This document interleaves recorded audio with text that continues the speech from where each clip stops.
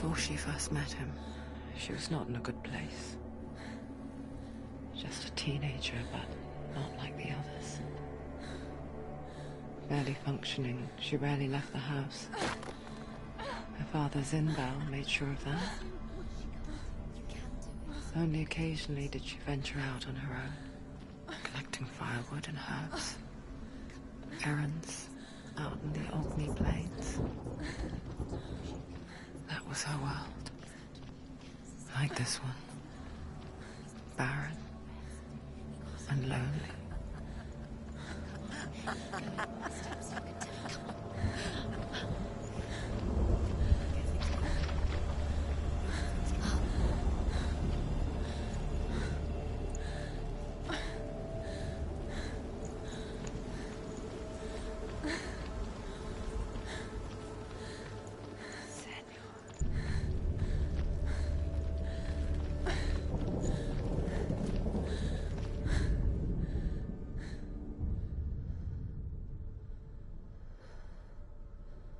Senua, there will be times that you will feel alone and exhausted, like a strange little fish swimming against the tides of the big ocean. But have the faith to let go and let the tide carry you away. Because the whole ocean is your home. It does not ask you to swim against it.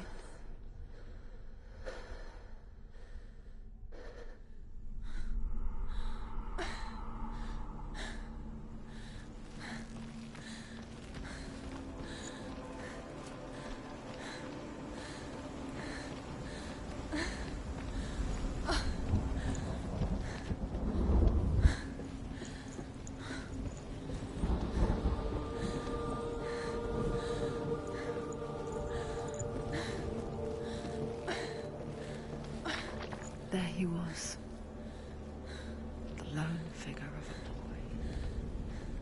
Swordplay under the shade of a tree. She remembers the first time she saw him.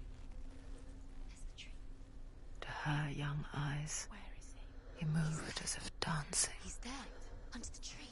And the world danced with him. The gloom lifted. For the first time in years, she felt a ray of hope.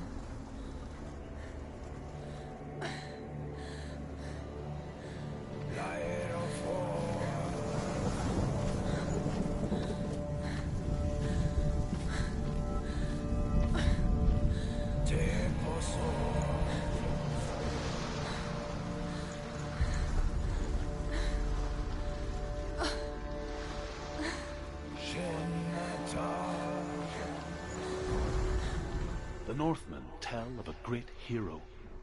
His name is Sigmund. His father's hall was built around a great tree, and one day Odin comes and thrusts a sword into the tree, a gift to whomever can release it. Many try, but the sword only comes out at Sigmund's touch. His brother-in-law, King Siggeir, wants it, but Sigmund refuses him, so King Siggeir plots revenge. He invites Sigmund and his brothers to a feast, but when they arrive, they are met with an army, not a warm welcome. King Siggeir captures Sigmund and his brothers, steals his coveted sword, and readies them for execution.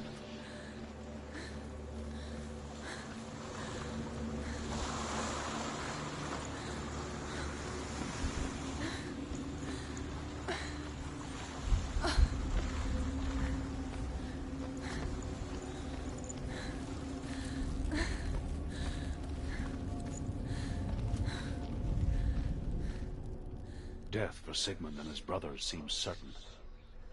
But the king's wife is Sigmund's sister, and she begs for mercy and implores the king to chain them up instead. He agrees. Not for mercy, though, but because he plans an even more cruel and lingering death. Chained to a tree in the forest that night, a she-wolf comes and devours one of Sigmund's brothers. She returns, ravenous, night after night, until only Sigmund is left. The next day, Sigmund's sister sends a servant with honey to smear on Sigmund's face. But to what end?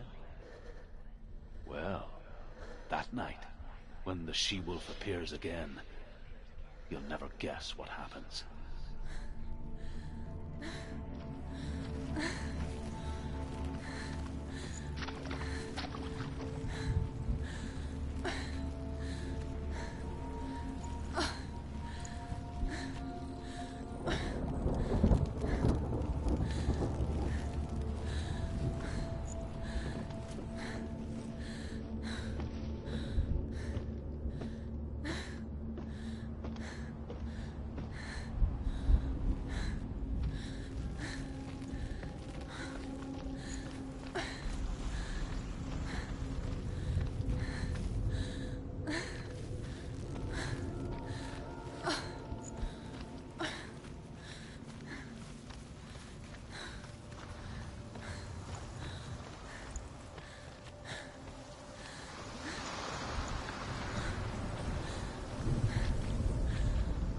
As the she-wolf licks the sweet honey from Sigmund's face, he bites the wolf's tongue. The she-wolf pulls away, but Sigmund holds on. The chains break, and he is free.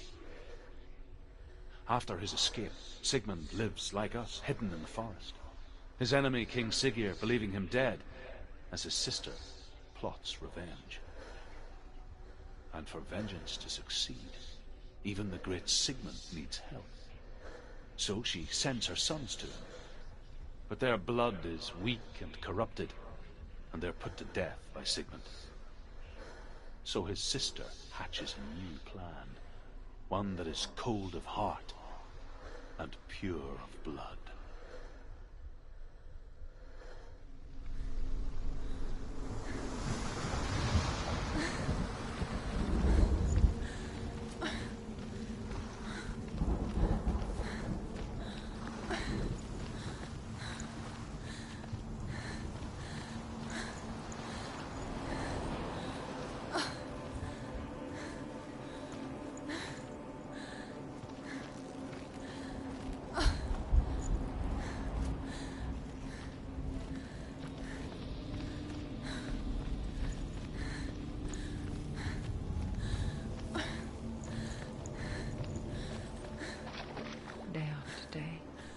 Watching from afar, she mimicked him, perfecting her own secret dance,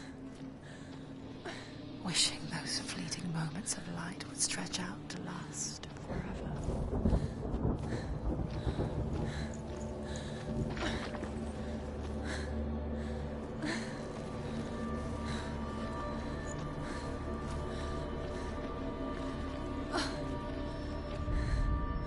Sigmund's sister trades shapes with a sorceress, and in disguise, she lies with her own brother.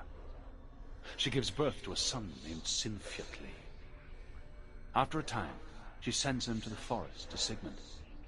He tests the boy and finds him strong and fearless, and so they go to take their vengeance on King Siggeir. But luck is not on their side. They're captured, and Siggeir has them buried alive.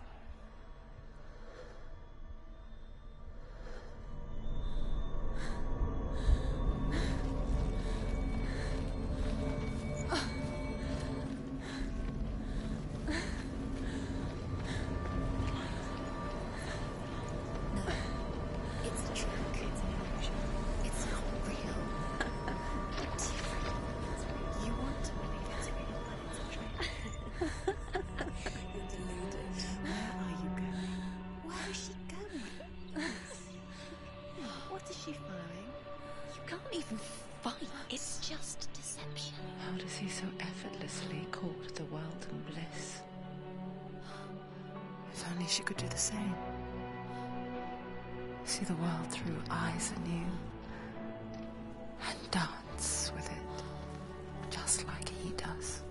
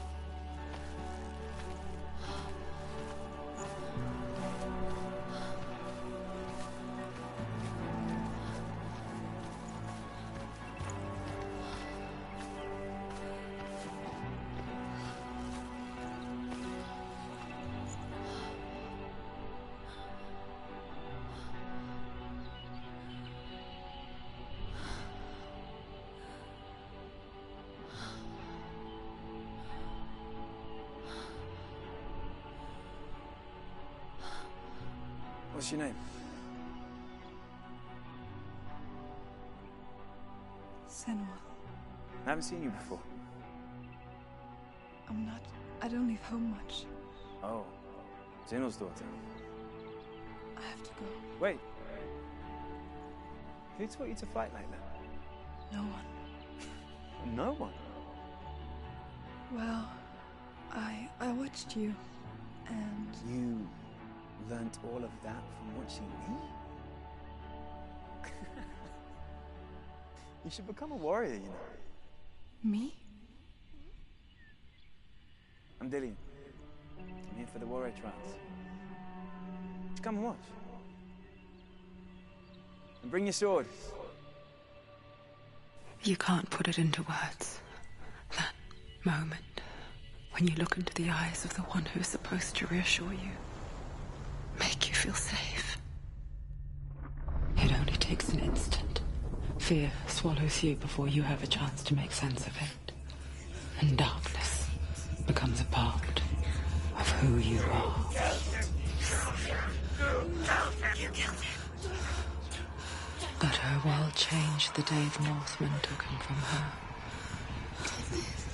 Senua knows that there's no going back to how things were. That there's nothing to go back to at all. Stay still, stay quiet, hide, don't tell her. Their gods can see into your mind. They will use this power to destroy you. They won't stop me. I can still feel it. Whatever's left of him, they will never let him go. I'm not gonna let him rot here! You're the one rotting here. Leave me alone. You will die here.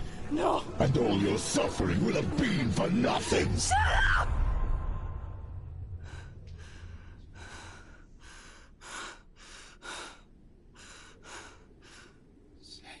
Dillian? Is that you?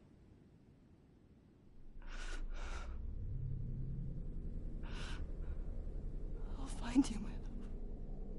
I promise.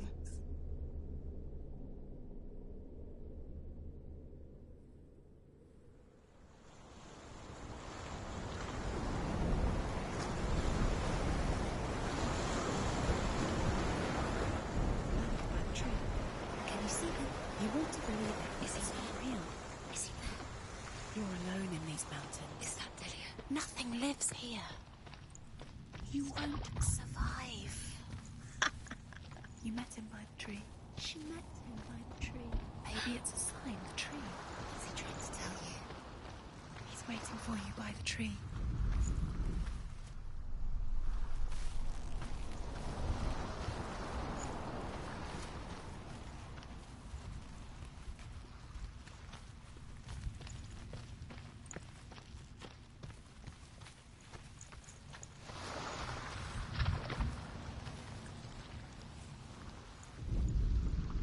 As Sigmund and Sinfjotli are being buried alive, Sigmund's sister throws an armful of straw into the grave mound.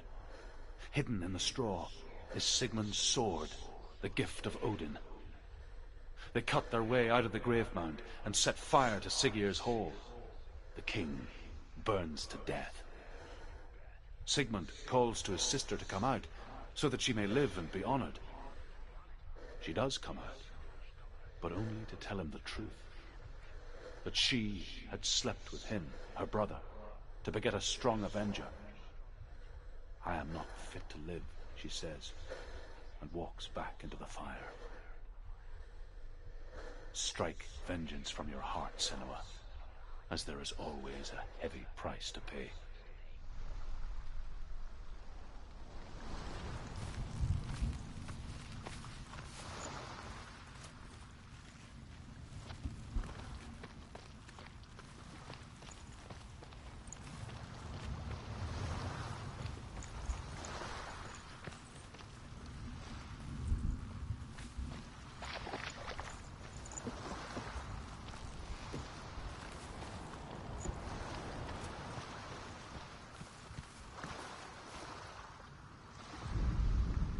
And here is the end of Sigmund's story.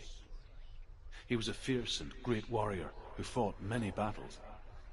But one day, an old man came onto the battlefield Although shadowed by a hood, Sigmund saw that he only had one eye.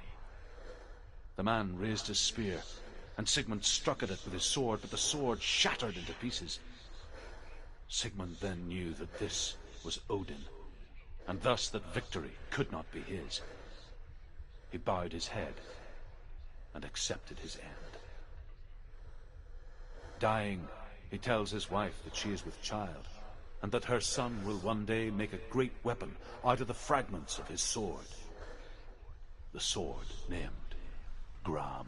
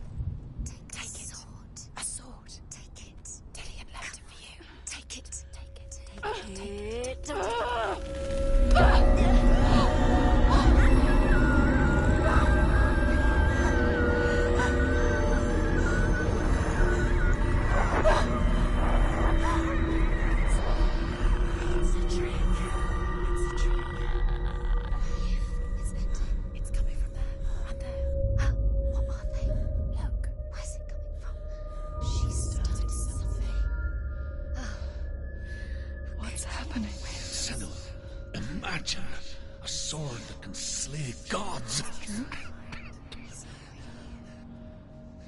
Its name is Gram. It was forged by the god of all Northmen, Odin, and gifted to Sigmund, a great warrior. I need this sword. It's important. Can you help me? The sword appears whole, but it is an illusion. It shattered into shards long ago. It is said a great warrior can reforge Gram by answering the trials of Odin, one for each shard. The roots of the Tree of Death will take you to new lands where you will face the trials.